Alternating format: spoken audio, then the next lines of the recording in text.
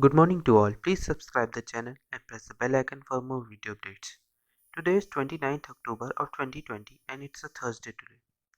चलिए आज एनालिसिस शुरू करने से पहले कुछ क्वेश्चंस पूछ लेते हैं, आप उनका जवाब कमेंट सेक्शन में दें। पहला क्वेश्चन है सीबीआई डायरेक्टर कैसे अपॉइंट किए जाते हैं। सीबीआई डायरेक्टर कैसे फॉर्म किए जाते हैं ये आपको बताना है, कैसे अपॉइंट किए जाते हैं ये आपको बताना है कमेंट सेक्शन में। दूसरा क्वेश्चन आता है पंचायती राज सिस्टम जो होता है, पंचायती राज सिस्टम वो किस पार्ट में आता है कॉन्स्टिट्यूशन के। आपको पार्ट नंबर बताना है कि कौन से पार्ट में आता है कॉन्स्टिट्यूशन के, ये आपको बताना है। तो इन दोनों क्वेश्चंस का जवाब आप कमेंट सेक्शन दें और जो कोई वीडियो देखे प्लीज़ कमेंट जरूर करें इन आंसर्स को। चलिए आप हमारे टेलीग्राम चैनल को भी सब्सक्राइब कर सकते हैं, क्वेश्चन आर 247, ये लोगों के साथ आप सब्सक्राइब कर सकते हैं चैनल को, या डिस्क्रिप्शन पर लिंक दी हुई है वहाँ से भी सब्सक्राइब कर सकते हैं। आप डायरेक्ट इसी चैनल पे आ जाएंगे तो आप ज्वाइन करके क्लिक करके आप चैनल को ज्वाइन कर सकते हैं। यहाँ पर सारे पीडीएफ नोट्स आपको मिल जाते हैं, जो हम लोग बात करेंगे सारे पीडीएफ नोट्स। साथ ही साथ हम लोग आंसर राइटिंग ऐसे राइटिंग करते हैं तो उनके भी आंसर्स आपको मिल जाएंगे, आप भी लिख सकते हैं, चेक करा सकते हैं। जैसे ये देखिए आंसर्स भेजे गए, तो इस तरह से आप भी भेजिए, आंसर चेक करा सकते हैं। और साथ ही साथ पीडीएफ नोट्स आपको मिलेंगी तो आप इस चैनल से बहुत फ़ायदा होगा, तो आप इस चैनल को सब्सक्राइब कर सकते हैं। चलिए आज की एनालिसिस शुरू करते हैं, पहली न्यूज़ देखते हैं। आज की पहली न्यूज़ आती है 20% रूरल स्टूडेंट लैक बुक्स, कि जो 20% रूरल स्टूडेंट्स हैं उनके पास बुक्स नहीं, ऐसा इसमें कहा गया है।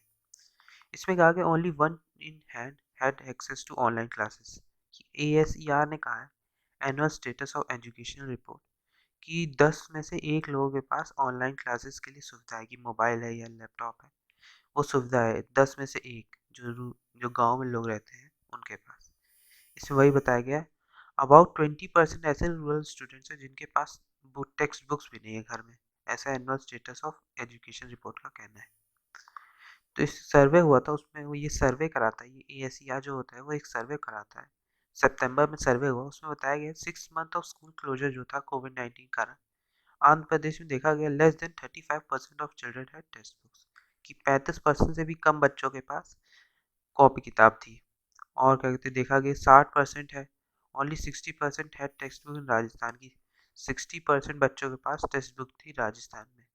और मोर देन 90% है text book in West Bengal, Nagaland और आसाम। और जो वेस्ट बंगाल, नागालैंड और आसाम में इसके परसेंटेज ज़्यादा अच्छा है, 98%, मोर देन 98%। तो सोचने की बात है कि बाकी स्टेट्स में ये इतना कम क्यों है। और क्या कहते हैं वेस्ट बंगाल, नागालैंड, आसाम में बच्चों के पास किताबें थी और वो पढ़ सकते थे कोविड-19 के समय। तो ASER जो है ये एक नेशन वाइड सर्वे होता है रूरल एजुकेशन का, learning outcomes in terms of reading and mathematics skills. क्या कहते हैं एक तरह से सर्वे होता है, तो इसकी सब हाइलाइट्स देख लेते हैं कि सितंबर का जो सर्वे हुआ, सितंबर में annual status of education report का, उसकी हाइलाइट्स देख लेते हैं क्या क्या है। पहला आता है 5.3% ऑफ रूरल स्टूडेंट्स जो थे 6 to 10 ईयर्स के पास, जो इनरोल किए थे स्कूल के लिए, इन कंपैरिजन टू 1.8% 2018। और क्या कहते हैं जो कंपैरिजन बहुत कम था, 1.8% था 2018 में। दूसरा पॉइंट आता है अराउंड 20% जो रूरल चिल्ड्रन थे did not have text book, ये कहते हैं 20% जो बच्चे थे उनके पास टेक्स्ट बुक भी नहीं थी घर में, सितंबर में ऐसा जो सर्वे हुआ उसमें माना गया। अबाउट 70% ऑफ रूरल जो चिल्ड्रन थे did some learning activity, of this only 11% have online classes. 70% बच्चों ने क्या कहते हैं लर्निंग एक्टिविटीज़ की, लेकिन उनमें से सिर्फ 11% के पास ऑनलाइन क्लासेस की सुविधा थी। फिर अगला पॉइंट आता है लेस देन 36% जो रूरल चिल्ड्रन थे वो some learning material activities home school की। सिर्फ 36% रूरल बच्चे क्या कहते हैं स्कूल जाके अपने लिए लर्निंग मटेरियल एक्टिविटीज़ प्रोवाइड करा पाए। और almost 75% of such school interaction was by WhatsApp. और जो 75% ये इंटरेक्शन हुआ स्टूडेंट टीचर या स्टूडेंट पेरेंट्स का, वो व्हाट्सएप के द्वारा ही हुआ। तो हम लोग देख लेते हैं ये SER होता क्या है अलग से। ASER surveys users census 2011 as a sampling frame, कि वो सेंसस 2011 को एक सैम्पलिंग फ्रेम के रूप में वर्क करते हैं। ASER कंट्रीब्यूट, ये एक important national source of information है children's foundational skills across country को चेक करने का। 2016 में हमने देखा था कि ASER switch to an alternative year cycle, जहाँ पे कंडक्ट हर एवरी अदर ईयर होता था। 2016, फिर 18, फिर 20, इस तरह से कंडक्ट किया जाता है। 2017 में हमने देखा था ASER beyond basics focused on the abilities, experience and aspirations of youth. कि जो 14 से 18 साल एज ग्रुप के बच्चे थे, उनकी एबिलिटीज देखना, एक्सपीरियंस और क्या उनके अंदर खासियत है उसको चेक करना भी इन्होंने एक सर्वे कराया था। 2018 में भी ASER ने एक डाटा ऑन इनरोलमेंट पैटर्न्स, उन्होंने कई डाटा इनरोलमेंट पैटर्न्स में लाया था एज ग्रुप 4 से 8 साल के लिए। चलिए अगली न्यूज़ देखते हैं। अगली न्यूज़ आती है green crackers to make full flash Delhi debut. ये जो ग्रीन कैकर्स है वो पूरी तरह से फुल फ्लैश दिल्ली में डेब्यू करने वाले हैं इस बार। Fireworks sales likely to remain low for third consecutive Diwali. कहते हैं जो ये फायरवर्क्स की जो सेल थी, जो पटाखों की, वो इस साल कम देखी जा सकती है। ये तीसरा साल होगा दीपावली के समय की इनकी सेल कम की गई है। ये क्योंकि इस बार कोरोना वायरस और जो स्लो डाउन है उसके कारण भी, और अगर इसलिए इनकी सेल फायरवर्क्स की पटाखों की कम देखी जा रही है। तो ग्रीन क्रैकर्स इस बार डेब्यू करेंगे दिल्ली की दीपावली में। तो दिल्ली में देखे जा सकेंगे ये ग्रीन क्रैकर्स। इसमें वही कहा गया दिल्ली सेट फॉर इस full flash date with green crackers, कि इस बार ग्रीन क्रैकर्स दीपावली में वहाँ देखे जाएंगे। जैसे हमने देखा था कि बैन था फायरवर्क्स पटाखों में 2018 में, फिर 19 में भी बैन रहा। सिर्फ ग्रीन क्रैकर्स को अलाउड था, but the permission had come late for manufacturers to ensure their availability on time. कि लेकिन इस बार काफ़ी लेट आया है कहते परमिशन, जिससे वो कि ग्रीन क्रैकर्स यूज़ किए जा सकते हैं। तो इसलिए पूरी तरह से अवेलेबल होना लार्ज अमाउंट में ग्रीन क्रैकर्स का मुश्किल लग रहा है। ऐसा मैन्युफैक्चरर्स ने कहा है कि आपको जल्दी बताना चाहिए था, तो हम सबको अवेलेबल अच्छी तरह से करा पाते। तो ये ग्रीन क्रैकर्स इस बार अवेलेबल हो गए। तो हम लोग देख लेते हैं ग्रीन क्रैकर्स होते क्या हैं, ग्रीन क्रैकर्स और नॉर्मल पटाखों में क्या अंतर होता है, इसको हम लोग देख लेते हैं। ग्रीन क्रैकर्स, ये crisis of air pollution, government ने इसे लॉन्च किया था ग्रीन क्रैकर्स को। ये एक as sparklers, flower pot, maroons and atom bombs, और ये डेवलप किया था national environment and engineering research institute NEERI द्वारा। ये council of scientific and industrial research lab है। CSIR ने साइन किया था एग्रीमेंट 230 कंपनीज के साथ टू मैन्युफैक्चर ग्रीन क्रैकर्स और इसे अवेलेबल कराना सेल के लिए। CSIR असेसमेंट के हिसाब से ग्रीन क्रैकर्स रिड्यूस करेंगे पार्टिकुलर मैटर पॉल्यूशन बाय 30%, की 30% जो पॉल्यूशन है वो कम होगा ग्रीन क्रैकर्स को यूज़ करके। नहीं तो हम देखते हैं कि दीपावली में इतने ज़्यादा पटाखे फोड़ते हैं कि पॉल्यूशन लेवल बहुत ज़्यादा हाई हो जाता है, AQI बहुत ज़्यादा हाई हो जाता है। तो इसको रोकने के लिए, पॉल्यूशन को रिड्यूस करने के लिए ये ग्रीन क्रैकर्स यूज़ किए जाएंगे। ये ग्रीन लोगो होगा उनमें, एक क्विक रिस्पांस कोडिंग सिस्टम जो डेवलप किया गया, differentiation of green crackers from conventional crackers. जो ग्रीन क्रैकर्स होंगे उनमें ग्रीन लोगो बना होगा, और जो नॉर्मल पटाखे होंगे वो तो नॉर्मल होंगे। तो उनकी बैन है क्या कहते हैं दिल्ली में, इसलिए ग्रीन क्रैकर्स वहाँ पे सिर्फ इस बार अलाउड है। देखा हमने कि concern about the pollution level control करने के लिए इसे यूज़ किया गया है। इसे ये भी कहा जा सकता है कि ये wouldn't be loud beyond a certain limit, कि ये ज़्यादा लाउड नहीं होते, नॉर्मल इनकी साउंड रहती है। सुप्रीम कोर्ट ने भी 2019 में कहा था, मई 2019 में, कि bulk manufacture of green crackers after the CSIR said its lab had been able to make trial samples, और क्या कहते हैं इसे अप्रूव भी करा दिया गया है PES द्वारा। तो इसे इसका बल्क मैन्युफैक्चर शुरू किया जा सकता है। CSIR जो project of development of green crackers, उसने उन्होंने दो अप्रोच लाए थे। कहते हैं कि वन स्ट्रीम ऑफ एक्टिविटीज़ की ट्रेडिशनल क्रैकर्स को थोड़ा कम करना जिससे पोल्यूशन लो हो, और क्या कहते हैं जो सेकंड पाथ है कि रिप्लेस करना बेरियम नाइट्रेट को पोटेशियम नाइट्रेट के कारण, जिससे हम पर्टिकुलर मैटर को रोक सकें। तो हम देख रहे होंगे फोटो में कि ग्रीन क्यों होते हैं। इनमें एक केमिकल फॉर्मुलेशन होता है जो वाटर मॉलिक्यूल्स को प्रोड्यूस करता है। सेकेंडली कि एक सब्सटेंटली रिड्यूस करते हैं एमिशन लेवल्स को, और डस्ट जो होता है उसको एब्जॉर्ब करते हैं लोग। ये एक बेसिकली लाइट और साउंड होते हैं कहते हैं जो लोअर एमिशंस कहते हैं लाते हैं। ये प्रॉमिस करता है 30 से 35% रिडक्शन इन पॉल्यूशन लेवल, ऐसा इनमें कहा गया है। तो इस साल ये अवेलेबल होंगे। तो ये जैसे अदर इनिशिएटिव्स हैं, जैसे जो क्रैकर्स होते हैं लोअर एल्यूमिनियम वाले, उनका उस पर क्या कहते हैं एमिशंस कम होते हैं। अनार या फ्लावर पॉट्स जो इको फ्रेंडली मटेरियल के बने होते हैं उनको यूज़ करना जिससे पॉल्यूशन कम हो। बिजली क्रैकर जो एलिमिनेट करते हैं use of ash as desiccants. Fire crackers without antimony जो लिथियम, मरकरी, आर्सेनिक और लीड्स जो PS द्वारा लास्ट ईयर डायरेक्ट किया गया था उससे कम होता है। चलिए अगली न्यूज़ देखते हैं। अगली न्यूज़ आती है स्कूल्स टू रिमेन शट, ऐसा सिसोदिया ने कहा है। Deputy chief minister Manish Sisodia ने ट्यूसडे को कहा कि पेरेंट्स बहुत ज़्यादा सोच रहे हैं कि स्कूल्स खुल रहे हैं, अलग अलग स्टेट्स में खुलने लगे हैं स्कूल। तो अगर जब दिल्ली में खुल जाएंगे तो इसके कारण जो फिजिकल क्लासेस में क्या कहते हैं कोरोना स्प्रेड होना बहुत ज़्यादा चांसेस है। तो इस पर यही कहा न्यूज़ में बताया गया है कि इसमें कि जो स्कूल्स हैं वो दिल्ली में रिमेन क्लोज रहेंगे कोविड पैंडेमिक के कारण। उन्होंने कहा कि कुछ पेरेंट्स बहुत ज़्यादा उन्होंने एंशियसनेस दिखाई और बताया कि अगर रीओपन करते हैं स्कूल तो उससे जो इन्फेक्शंस हैं बढ़ सकते हैं, इसलिए उन्हें रीओपन नहीं होना चाहिए अभी। इसमें मिनिस्टर ने भी कहा है कि जो पॉसिबिलिटी है स्पाइक इन केसेस की बढ़ने की, वो बढ़ सकती है स्कूल प्रेमाइसेस में, क्योंकि एक क्लोज एरिया रहता है। आप किस बच्चों को रोक लेंगे कि सोशल डिस्टेंसिंग फॉलो करे? ऐसा आप किसी के ऊपर ज़्यादा जोर नहीं डाल पाएंगे किसी बच्चे के ऊपर। तो इसलिए स्कूल्स में को रीओपन करना क्या कहते हैं इस वक्त खतरनाक होगा, क्योंकि कुछ स्टेट्स में हमने देखा है जहाँ पे स्कूल रीओपन हो गए तो केसेस स्टूडेंट्स के अंदर भी देखे जा पा रहे हैं। तो इन्फेक्शन स्प्रेड होने को रोकने के लिए हमें स्कूल्स को शट रखना होगा, ऐसा सिसोदिया ने कहा है। मनीष सिसोदिया ने, जो डिप्टी चीफ मिनिस्टर है, उन्होंने ऐसा कहा है। चलिए अगली न्यूज़ देखते हैं। अगली न्यूज़ आती है centre's farm laws will hit market reforms, ऐसा एक्सपर्ट्स का कहना है कि they won't augur well for small farm, कि ये अच्छी कंडीशन नहीं होगी जो नए सेंटर के फार्म लॉज आए उससे कितने स्मॉल फार्मर जो छोटे किसान होते हैं उनके लिए फ़ायदा ज़्यादा नहीं होगा, ऐसा इसमें बताया गया है। जैसे हमने देखा कि जैसे राजस्थान असेंबली इलेक्शन आने वाले हैं, जो in which the bills against centre's agriculture sector law जो डेवलप किए गए हैं आईडीएस द्वारा, इंस्टीट्यूट ऑफ डेवलपमेंट स्टडीज़, उनको अपोज करने के लिए सेंट्रल लेजिस्लेशन को बनाया गया है। जो थ्री स्टेटस है could implement on constitutional rights of states and violate the federal structure, कि फेडरल स्ट्रक्चर को वायलेट करने के लिए ये किया गया है।